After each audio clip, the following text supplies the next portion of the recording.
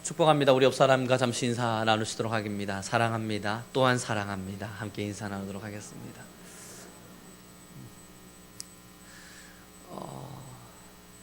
오늘 처음으로 저희 주일학교 친구들에게 사랑한다는 인사를 서로 할 수 있도록 해보았습니다만 굉장히 어색해하고 불편해하는 것을 느꼈습니다. 사랑하지 않는 자를 입으로나마 사랑한다는 말을 하는 것이 그 순수한 마음에는 참 불편했나 봅니다. 어른이 되어 가고 때로는 성숙해 간다는 것이 한 번씩 슬프게 느껴질 때는 마음을 얼마든지 감출 수 있는 능력을 가졌다는 것일 겁니다. 하지만 저는 저희 성민교회 성도님들께서 지금 사랑을 고백할 때는 마음을 감춘 것이 아니라 진심이길, 우리 성민교회 공동체 안에서는 그리 되기를 원합니다. 그러므로 진실한 감정과 마음을 담아 우리 옆 사람에게 한 번만 더 인사해 드리겠습니다. 축복합니다. 사랑합니다. 네. 우리의 신앙 안에 서 있었을 때 어쩌면 신앙하는 사람들, 하나님을 섬기는 분들에게 어쩌면 큰 오해가 될 수 있는 것이 믿음의 구원입니다. 이 믿음의 구원이라고 하는 것을 루터가 종교개혁을 일으키면서 설명을 했었고, 그 뒤를 바탕으로 칼빈이라고 하는 자가 이 학술을 만들어 내었습니다. 원래 성경에 있었던 이야기입니다. 믿음으로 구원을 받는다는 것은 성경 자체의 기록이 있었고, 그것을 원래 종교개혁이 일어나게 되면서 감추어졌던 것을 드러내었습니다. 다시 말씀을 드려보면 사람들에게 성경을 뺏었고요, 사람들에게 행위를 강조하기 시작했습니다. 그때 당시 중세 시대를 살아가고 있었던 신앙인들에게 성경책을 주지 않았어요. 하나님의 말씀을 볼 수 있는 권위를 빼앗았습니다. 그리고 교황청 사람들이 뭘 했냐면 라틴어로 매일같이 설명을 했었습니다. 그런데 중요한 건 그때 당시 쓰는 사람들의 언어는 라틴어가 아니었다는 거예요. 이게 무슨 말입니까? 제가 지금 한국에 있는 이 분들에게 이집트어로 설교를 하고 있는 것과 똑같은 겁니다. 이 말을 누가 알아들을 수 있겠습니까? 아무도 알아들을 수 없었고, 이것을 알아들으려고 노력을 해도 그것을 이해할 수 없었어요. 그랬더니 이 로마 교황청에서 한 가지 제안을 겁니다. 너희가 설교를 알아듣지 못하면 무지해서 그렇다. 너희는 하나님의 말씀을 담을 만큼 거룩하지도 못하고 이 거룩한 하나님의 말씀을 깨달을 만한 능력이 되지 못한다. 그러니 말씀을 알기 전에 무릎을 꿇고 저기 99개의 계단을 기어 올라가라. 그렇게 거룩을 꿈꿔라. 때로는 거룩하지 못한 자기 자신을 보면서 채찍을 준비하고 그 채찍으로 자신을 후려치면서 자신의 정결을 꿈꾸라. 때로는 면죄부를 사기 위해서 돈을 교회에 헌납하기 시작하고, 너의 전 재산을 팔아 너의 죽어가는 부모, 지옥에 가 있는 부모를 위해 천국행 티켓을 사라 라는 것을 강조하기 시작했습니다. 하나님의 말씀을 알지 못했던 무지했던 신앙인들은 교황청에서 하는 그 말이 다 진리라고 믿었습니다. 그래서 매일 밤마다 하나님 앞에 서기 위해서 촛농으로 자신의 몸을 지졌습니다. 내가 오늘 하나의 죄를 지었다면 그 죄를 씻으려고요, 촛농으로 자신의 몸을 지지고 때로는 채찍으로 자신을 가두었습니다. 그러면서 그런 행위적인 모습이 자기를 구원해 줄 것이라 믿었던 거죠. 루터가 어느 날 성경을 읽기 시작합니다. 믿음으로 말미암아 구원을 받으리라는 말 앞에 가슴 저미는 공포와 가슴 저미는 두근거림을 깨닫게 됩니다. 그리고 99개조 방방문이라 그러죠. 그거를 로마 교황청 입구 모든 이들이 함께 볼 수 있는 교회 문 앞에 걸어버립니다. 그리고 그들의 잘못에 대한 이야기를 하면서 첫 번째, 말씀을 빼앗은 것, 믿음으로 구원을 받는데 행함으로 구원을 받는다, 잘못 가르친 죄, 것들을 나열하기 시작했고, 그것이 종교개혁을 일으키는 불씨가 되고 횃불이 됩니다. 여전히 보십시오. 그 교황청의 사람들의 이 생각 속에는, 그리고 그 시대를 살아갔던 신앙인들 속에는 행위라고 하는 것으로 구원을 받는다는 것이 뼛속 깊이까지 가지고 있었어요. 이것을 바꾸어줘야만 했어요. 그래서 루터는요, 여러분 아닙니다. 행함의 구원이 아닙니다. 믿음의 구원입니다. 예수 그리스도가 우리를 위하여 죽었다는 그 사실을 철저히 믿을 때 그 믿음이 우리를 구원의 자리로 인도합니다 라고 그들의 속에 있는 그 행함이라고 하는, 행함으로 구원받는다고 하는 잔재들을 다 지워줘야만 했습니다. 그러다 보니까요, 교회 안에 어떤 오해가 생겨나기 시작했냐면, 행함은 믿음에 필요 없는 것이라 여기기 시작했습니다. 그런데 오늘의 본문을 함께 보시기 시작하죠. 15절, 16절, 17절의 말씀과 18절까지의 말씀을 함께 읽겠습니다. 시작.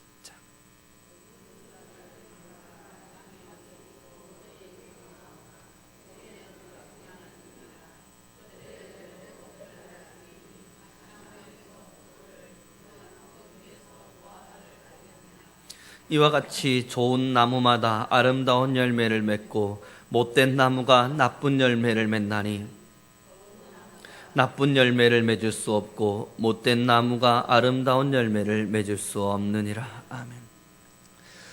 이 본문의 말씀이 무엇을 이야기합니까? 자기의 씨앗이 심겨진 것이 사과나무의 씨앗이 심겨졌다면 열매는 반드시 사과 열매가 맺힌다는 겁니다. 다시 말씀드려서 하나님의 믿음이라고 하는, 예수 그리스도를 사랑하는 믿음이 정말로 나의 신비에 새겨졌고 그것이 나의 믿음이 되어졌다면 우리에게 드러나는 행위적인 믿음, 행위적인 열매는 예수 그리스도의 말씀일 수밖에 없다는 이야기입니다. 어떤 이들은요, 행위가 다 쓰러져 가고 있어요. 하나님의 말씀에서 기도도 되지 않고 하나님의 말씀을 읽을 여유도 없고 때로는 하나님 앞에서 신앙적 실천과 모습들이 사라져 갑니다만, 나는 그러나 하나님을 믿는다 이야기를 합니다. 사랑하는 우리 성도 여러분, 바느질을 하려면요, 바늘이 필요합니다. 그 바느질을 하기 위해선 바늘을 열심히 꼬매야 돼요. 그러나 그 뒤에 실이 따라오지 않으면 아무리 바늘로 움직여도 꼬매지지 않습니다. 바늘과 실은 바느질을 위해 함께 존재하는 것입니다. 이게 무엇을 이야기합니까? 믿음이라고 하는 바늘을 가지고 열심히 꼬매었다 한들 행함이 없다면 죽은 믿음입니다. 우리의 예배의 행위들, 때로는 우리의 신앙의 모습들, 내가 사람들과 만나면서 쓰는 언어들, 내 속에서 드러나는 생각들, 이 모든 것이 내가 정말 하나님의 사람인가 아닌가를 보여줍니다. 우리는 하나님의 권세와 우리는 하나님의 능력을 믿습니다. 그리고 그 믿음을 믿는 자들은 기도합니다. 그리고 돌아서서 불평합니다. 행함이 없는 거예요. 이를 향해서 우리가 믿음이 있다 말할 수 없어요. 우리는 살아계신 하나님을 믿고 하나님이 내 삶을 인도하실 것임을 확신합니다. 그러나 늘 우리의 삶은 불안합니다. 이것이 지금 우리의 믿음의 수준이, 또한 우리가 하나님을 어떻게 섬기고 있는지를 보여주는 확증이자 증거가 됩니다. 그러므로 우리는 야고보서의 말씀을 넘어가 보도록 하죠. 야고보서 1장 27절의 말씀을 함께 읽어보도록 하겠습니다. 야고보서 1장 27절입니다.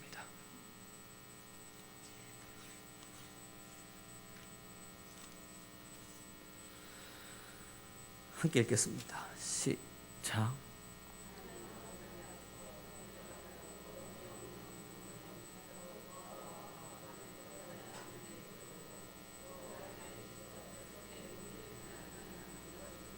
아멘. 하나님 앞에서 살아감에 있어서 정결하고 더러움이 없는 경건이라는 것은, 다시 말해서 참된 하나님을 사랑하는 섬기는 자의 마음이라고 하는 것은 고아와 가부를 돌보는 행위적인 모습과, 또한 자기를 지켜서 세상의 물결이 자신을 향해서 침노할 때에 그것에 물들지 않도록 지켜내는 행위라 말합니다. 그래서 야고보서의 말씀에는요, 2장에 이런 이야기가 기록됩니다. 야고보서 2장 17절의 말씀을 함께 읽어보도록 합니다. 시작. 그 자체가 죽은 것이라. 18절의 말씀부터는 제가 읽어드립니다. 한번 눈으로 따라 읽으면서 은혜를 나누길 바랍니다. 어떤 사람은 말하기를 너는 믿음이 있고 나는 행함이 있으니 행함이 없는 내 믿음을 내게 보이라. 나는 행함으로 내 믿음을 내게 보이리라 하리라. 내가 하나님은 한 분이신 줄을 믿느냐? 잘 하는도다. 귀신들도 믿고 떠느니라. 아, 허탄한 사람아, 행함이 없는 믿음이 헛것인 줄을 알고자 하느냐? 우리 조상 아브라함이 그 아들 이삭을 제단에 바칠 때에 행함으로 의롭다 하심을 받은 것이 아니냐? 내가 보거니와 믿음이 그의 행함과 함께 일하고 행함으로 믿음이 온전하게 되었느니라. 이에 성경에 이른바 아브라함이 하나님을 믿으니 이것을 의로 여겼다는 말씀이 이루어졌고 그는 하나님의 벗이라 칭함을 받았나니. 24절 굉장히 중요합니다. 이로 보건대 사람이 행함으로 의롭다 하심을 받고 믿음으로만은 아니니라. 사랑하는 우리 성도 여러분, 아브라함이요, 이삭을 하나님 앞에 번제물로 드립니다. 그때에 매일마다 아브라함이 기도했을 거예요. 하나님, 저는 하나님보다 제 아들을 더 사랑하지 않습니다. 비록 하나님 100세 낳은 아들이라 하더라도 하나님을 더 많이 사랑합니다. 입술로 말하기는 쉬웠겠죠. 그래서 하나님은 이에게 말씀하셨습니다. 그렇다면 너의 믿음을 보이라. 너의 아들을 내게 바치라. 아브라함은 지금까지 자기가 입술로 고백했던 저는 하나님을 사랑합니다 라고 말했던 것을 확증하기 위해 자신의 아들을 짊어지고 제단 위로 올라가야만 했습니다.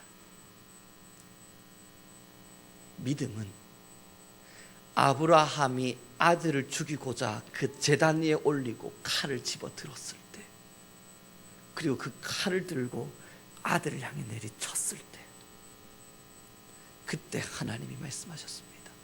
이제서야 네가 나를 사랑하는 줄을 알았노라. 행함입니다. 어떤 믿음도 행함이 없이 이루어지진 않습니다. 내가 행하고 있는 그 정도의 수준까지가 내가 하나님을 믿고 있었던, 하나님을 사랑하고 있었던 그 자리까지입니다. 하나님을 나의 목숨보다 사랑한다 말하지만 잠깐 주어진 내 시간과 하나님을 바꾸고 있는 이들이 있죠. 우리는 다시 물어야 합니다. 내가 정말 내 목숨보다 여호와를 사랑하는가? 사랑하는 우리 선교성도 여러분, 우리의 믿음은 보여주는 행위로부터 확증되어집니다. 예수님께서 우리를 너무 많이 사랑하셨어요. 그래서 입으로 매일매일 이 말씀을 통해서 설명해 주십니다. 내가 너를 사랑한다. 내가 너를 사랑한다. 내가 너를 사랑한다. 그러나 예수님은요, 자기를 십자가의 죽음으로 뭐 하셨습니까? 자신의 사랑을 확증하셨다. 자신을 십자가에 죽이는 그 행위로 인하여 우리를 얼마나 사랑하셨는지를 증명하셨다는 이야기입니다. 그렇다면 지금 우리 예수님도 우리에게 요구하시는 건 하나예요. 너희가 나를 사랑하노라 말했던 그 믿음과 같이 나에게 행위를 통하여 확증하라. 내게 보이라. 사랑하는 우리 성도 여러분, 제가 지금 들고 있는 이것은 소설책입니다. 아무도 안 믿으실 거잖아요. 이미 성경책인 걸 보고 계실 테니까, 이미 이것이 성경책이라는 걸 알고 계실 테니까 제가 맨날 소설책이라고, 이것은 제가 재미로 읽는 책이라고 설명해도 안 믿으실 거잖아요. 우리의 믿음의 정도는 이미 우리를 통해 다 보여지고 있습니다. 매일매일 불평과 불만으로 살아가는 사람들. 그러나 내 삶을 하나님이 인도하시는 걸 나는 믿는다는 그 고백, 새빨간 거짓말이라는 걸 다 압니다. 나는 하나님을 너무너무 사랑합니다 라고 말하지만 잠깐 찾아오는 자신의 마음의 고뇌와 아픔을 인하여 하나님을 부인하고 포기하는 사람들, 그것이 이미 내 신앙이 어떤 존재인지, 내가 하나님을 어떻게 사랑하고 있는지를 보여주고 있습니다. 하나님, 나는 하나님의 성품을 닮은 하나님의 사람, 거룩한 사람이 되길 원합니다. 그리고 오늘도 저는 거룩한 삶을 살아갑니다. 기도하지만 내 입술 속에 나타나는 때로는 불만과 욕설, 때로는 누군가를 비방하고 헐뜯는 이야기, 그것이 내가 지금 하나님 앞에서 어느 신앙의 삶을 살고 있는지를 보여줍니다. 열매를 보고 그 신앙을 할 것입니다. 사랑하는 우리 선교성도 여러분, 믿음을 갖는다는 것이 얼마나 어려운 일인지, 그저 주님, 저는 당신을 사랑합니다. 당신이 나를 구원하셨고 당신의 목숨으로 인하여 나의 생명을 다시 살리셨음을, 이제는 내가 모든 죄로부터 자유케 되어졌음을 나는 확신합니다. 이 아름다운 고백 속에 우리의 행함과 우리의 행위가 없다면 이것이 거짓임을 우리는 이제 다시 고민해 봐야 합니다. 저희 주일학교 친구들이요, 제가 늘 고백해 줍니다. 안아주면서 사랑한다 얘들아, 내가 너희를 사랑한다 이야기를 합니다. 그리고 제가 다시 물어요. 너희는 어떻니?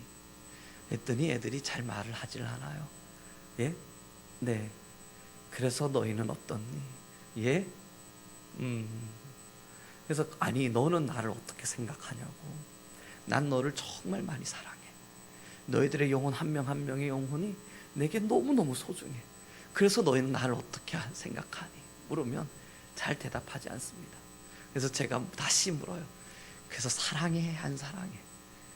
그럼 애들이 그제서야 사랑하지 않는단 말을 하지 못해서 그런지 그냥 대뜸 아무것도 쳐다보지 않은 채 허공을 향해 이야기합니다. 사랑합니다. 제가 이 아이들이 그러한 마음을 가지고 있다는 것을, 이것이 정말 진심은 아닐 수 있다는 것을 언제 확인할 수 있냐면 저를 대하는 태도를 볼 때입니다. 제가 아이들에게 무언가를 해주고 서로 나누고 무언가를 할 때 너무너무 기뻐합니다만, 자신의 것을 하나 빼앗아 가려고 그럴 때, 자신의 헌신을 하나 요구하려고 그럴 때 큰 칼날을 들밀면서 제가 왜 그래야 됩니까? 앙칼지게 달려드는 아이들을 봅니다. 그때는 서운해요. 야, 너희들을 위해서 내가 이렇게 주기도 하고 이것도 하고 이것도 했는데 그 하나를 해주지 못하니? 오늘 지금 내려가 보시면 저희 주일학교실이 엉망진창이 되어 있는 걸 알게 되실 겁니다. 제가 아이들 한 명 한 명을 오늘요 2시 반에 안아주면서 이야기했어요. 사랑하는 얘들아, 오늘은 꼭 청소하고 가렴. 그리고 정원아, 오늘 너가 책임을 지고 여기를 꼭 청소해야 된다. 너의 마음, 정말 네가 이 교회를 사랑하고 나를 사랑하고 그 섬김의 마음이 있는 것만큼 꼭 청소하고 가야 된다. 제가 이걸 확인하려고 4시에 내려가 보았습니다만 어지럽혀져 있기 짝이 없었습니다. 이 슬픈 현실을 바라보며 저는 주님께 다시 기도했습니다. 하나님, 아직은 이들의 마음이 그러한 사랑을 품기는 어렵나 봅니다. 보세요. 자기들이 뭔가를 공급받을 때 목사님 너무 좋아요. 뭔가 하나를 주면 목사님 진짜 좋아요. 이번에 놀러 갔더니 하루 종일 한박 웃음입니다. 너무너무 행복해하는 그 아이들의 모습을 봅니다만, 작은 헌신을 요구하면요, 조그만 수고를 요구하고 너 그렇게 하지 마, 이제 넌 이렇게 해야 되는 거야 가르쳐 들면 굉장히 날카로운 칼날을 들이는 아이들을 봅니다. 사랑하지 않는다는 것을 확인하는 때입니다. 사랑하는 우리 성도 여러분, 하나님이 성도님들에게 왜 일을 맡기시는 줄 압니까? 하나님께서 왜 사랑하는 이들에게 일을 맡기고 때로는 헌신을 요구하는 줄 압니까? 그 헌신이 하나님 앞에 뭔가의 요인이 되거나 하나님 앞에 뭔가 즐거움이 되는 것이 아니라 우리의 사랑을 확증하기 위해서입니다. 네가 너를 정말 사랑하느냐? 예, 사랑합니다. 그럼 이 헌신을 할 수 있겠니? 나 너희를 위하여 십자가에 죽은 나를 위하여 이 헌신을 너희가 줄 수 있겠니? 그때 제가 왜요? 내가 왜 드려야 합니까? 아니 저기 A도 있고 B도 있고 C도 있는데 왜 하필 나입니까? 그때 하나님 말씀하세요. 아직 너가 나를 사랑하지 않는 줄 알았다. 아브라함에게 이삭을 요구하셨을 때 하나님 해도 너무합니다. 다른 걸 달라 그러면 내가 못 주겠습니까? 왜 하필 이삭입니까? 내가 아무리 당신의 말씀을 따라 살기를 결정했으나 이삭만큼은 안 됩니다. 그때 하나님은 아브라함에게 말씀하셨을 거예요. 네가 나를 사랑하지 않는 줄을 알았다. 세상과 하나님 앞에서 왜 세상을 포기하지 못하냐면요, 하나님보다 세상을 사랑하기 때문입니다. 하나님과 나 사이 속에서 왜 저의 자존심을 포기하기 어렵냐면요, 그래도 아직은 내 자아가 더 사랑스럽기 때문입니다. 아무리 해도 하나님 이것까지 포기하라 그러는 건 너무한 거 아닙니까? 그때 하나님이 말씀하세요. 그것을 포기하려고 그러는 너를 보며 네가 나를 얼마나 사랑하는 줄을 안다. 사랑하는 우리 성도 여러분, 얼마 전 예전 그 남녀가 이렇게 대화를 나누는 장면을 보니까 아내가 이야기를 하더라고요. 남편의 사랑은 내가 들고 있는 가방의 가격에 따라 달려있다. 이게 이 남자가 나를 얼마나 사랑하는지는 내가 들고 있는 가방의 가격이 결정한다는 겁니다. 100만 원짜리 가방을 자신이 들고 있다면 자신은 지금 100만 원짜리 사랑을 받고 있대요. 얼마나 세속적이고 얼마나 세상적이고 얼마나 타락하는 이야기인 줄 모릅니다만 그것을 통해서 한 가지 진리는 깨달았습니다. 사랑한다는 100마디의 말보다 실질적으로 지금 나를 즐겁게 해주는 100만 원짜리 가방, 그것이 내 남편이 나를 사랑하는지를 확인할 수 있다는 거겠죠. 그 100만 원을 자신에게 주는 것이 아깝지 않을 때 사랑한다는 것을 확인할 수 있다는 겁니다. 제가 배가 고픕니다. 너무 배가 고파도 저희 민건이가 제게 와서 뭘 달라 그러면 참 신기하게도 그걸 그냥 주더라고요. 저도 배가 고픈데 제가 굉장히 좋아하는 음식인데 민건이가 너무 잘 먹는 걸 보고 있으면 손이 잘 안 가요. 얼마 전에 피자집을 갔습니다. 제가 피자를 참 좋아합니다. 혼자서 한 판 먹는 건 일도 아닙니다.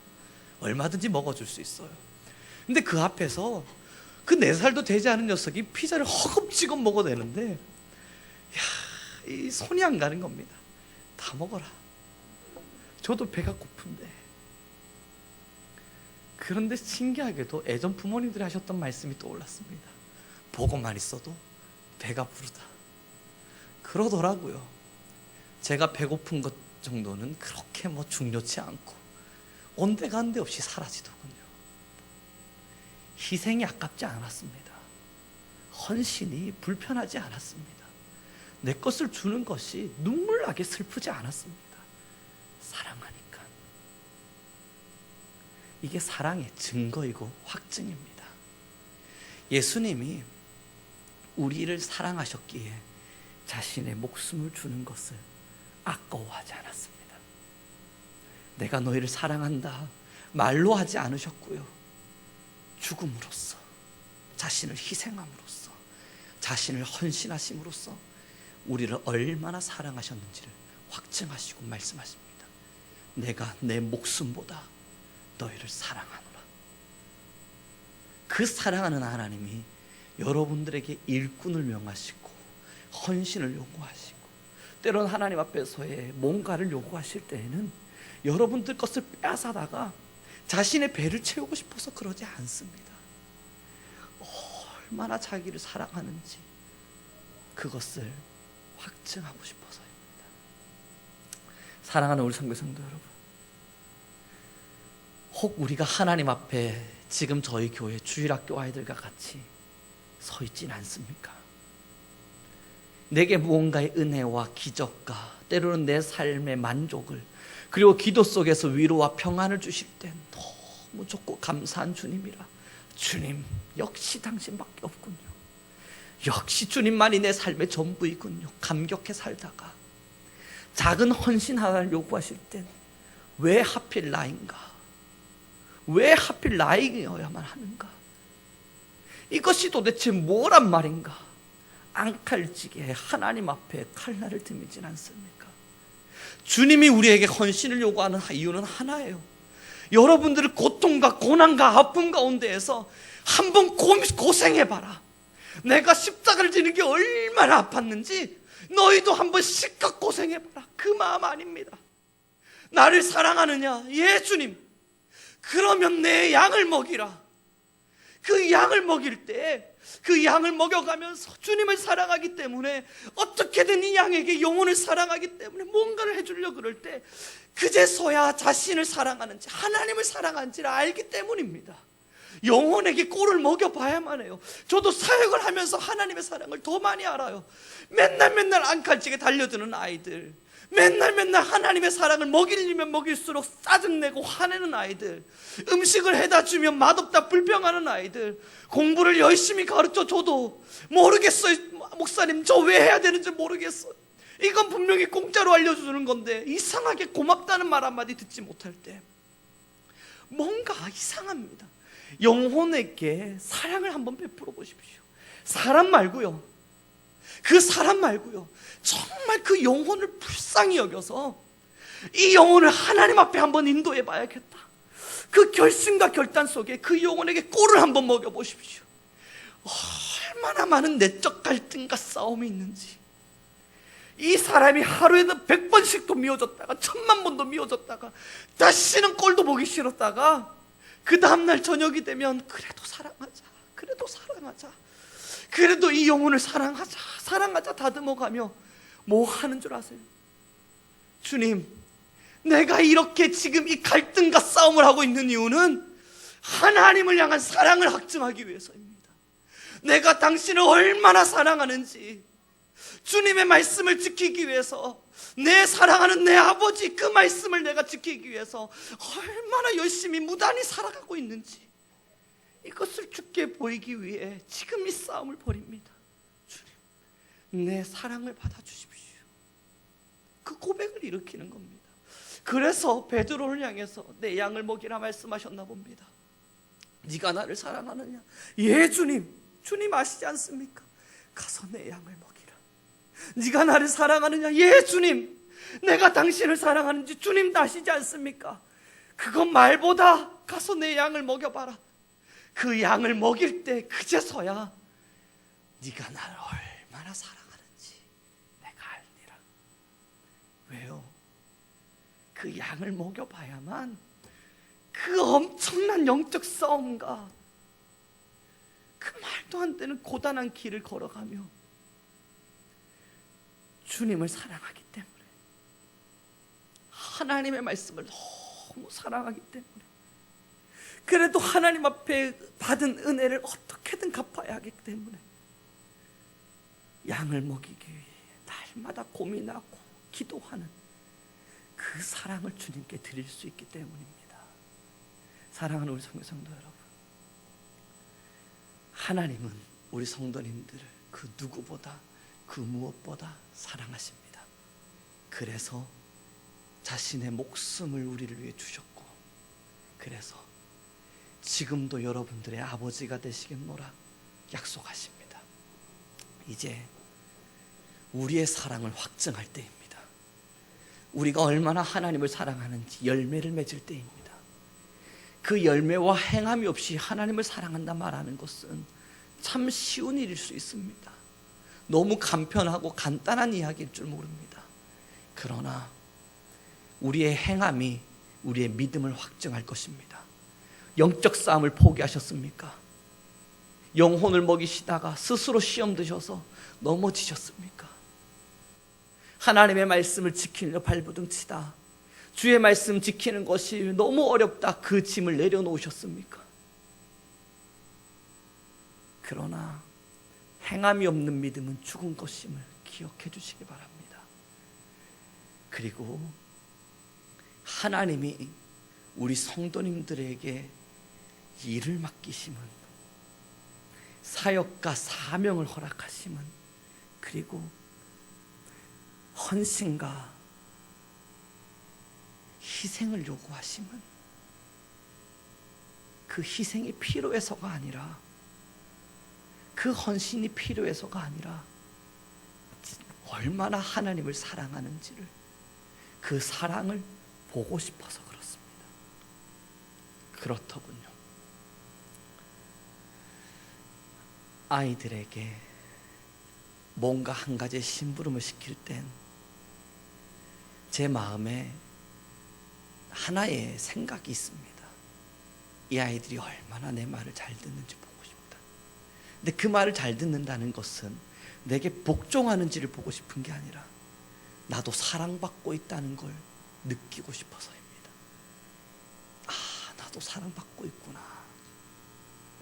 내가 뭔가 하나를 부탁했을 때 특별한 반항 없이, 어려움 없이 예, 제가 해드릴게요 라는 그 말을 듣고 싶은 것은 그 일이 빨리 해결되길 바라는 마음이 아니라, 아, 나도 사랑받고 있구나, 그것을 느끼고 싶어서 그렇습니다. 하나님이 우리 성도님들에게 희생과 헌신을 요구하면 하나님도 사랑받고 있음을 알기 위해서입니다. 혹 일꾼의 자리에서 충성과 헌신을 드려야 할 시간이 찾아올 때면 무단히도 영적 싸움을 부탁드립니다. 지치지 마시고 포기하지 마시고 넘어지거나 실망하지 마시고 인위적인 생각과 사람의 판단 앞에 서지 마시고 그 싸움을 끝까지 이겨내 주십시오. 그것이 우리 성도님들이 하나님을 얼마나 사랑하는지를 보여주는 증거가 될 것입니다. 주보의 제락을 보시죠. 그래서 2019년 우리 성민교회 표입니다. 함께 읽어보겠습니다. 2019년부터 함께 읽죠. 시작.